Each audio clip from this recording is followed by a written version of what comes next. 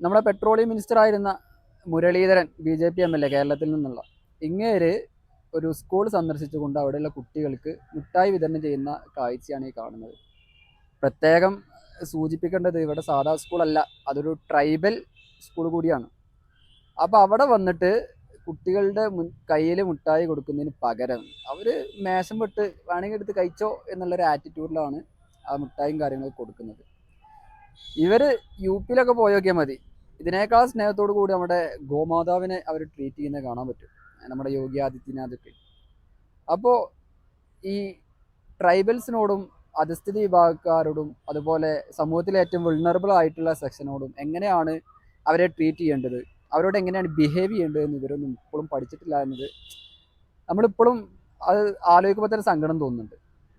ഓണം വന്നാലും ഉണ്ണി പിറന്നാലും കോരന് കുമ്പിളിൽ തന്നെ കഞ്ഞി എന്ന് പറഞ്ഞ ഒരു ചൊല്ല് പഴഞ്ചൊല്ല് കൊണ്ടുണ്ട്. അതേപോലെയാണ് ഇപ്പോൾ ഇവരോട് ട്രീറ്റ് ചെയ്യുന്നത്.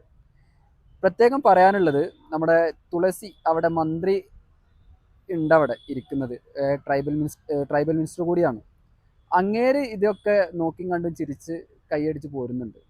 നിങ്ങൾ മനസ്സിലാക്കേണ്ടത്, നിങ്ങളാണ് പോർട്ട്ഫോളിയോ അനുസരിച്ച് നിങ്ങൾ മിനിസ്റ്ററാണ്, അയാളുടെ താഴെ ഒരു MLA വരുള്ളൂ. അപ്പോൾ ഇതൊക്കെ മുന്നിൽ നിന്ന് ചെയ്ത് കൊടുക്കേണ്ട എല്ലാ ഉത്തരവാദിത്വം നിങ്ങളാണ്. ഇവിടെ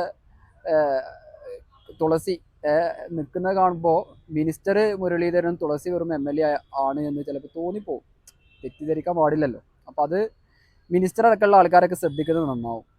പിന്നെ കുട്ടികളെ എങ്ങനെയാണ് ട്രീറ്റ് ചെയ്യേണ്ടത് എന്ന് പഠിക്കണം എന്നുണ്ടെങ്കിൽ നിങ്ങൾ ശിവൻകുട്ടിനെ കണ്ടു പഠിക്കും.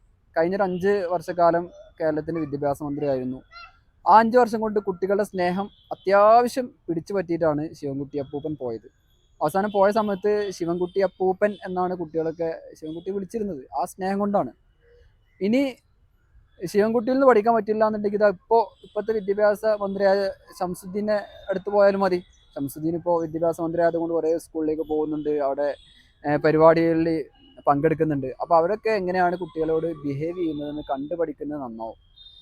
പ്രത്യേകിച്ച് ട്രൈബൽസിനോടും അതുപോലെ SC ST വിഭാഗത്തോടൊക്കെ അവരെയൊക്കെ ട്രീറ്റ് ചെയ്യുമ്പോൾ ഈ ഒരു ആദ്യത്തെ മനോഭാവം ഉണ്ടല്ലോ, അതൊക്കെ ഒഴിവാക്കിയിട്ട് സാധാരണക്കാരെ പോലെ എല്ലാ കുട്ടികളെയും പോലെ നിങ്ങൾ എന്ത് ചെയ്യുക, അവരെ ട്രീറ്റ് ചെയ്യുക. അത്രേ ഇതിലൊക്കെ പറയാനുള്ളൂ.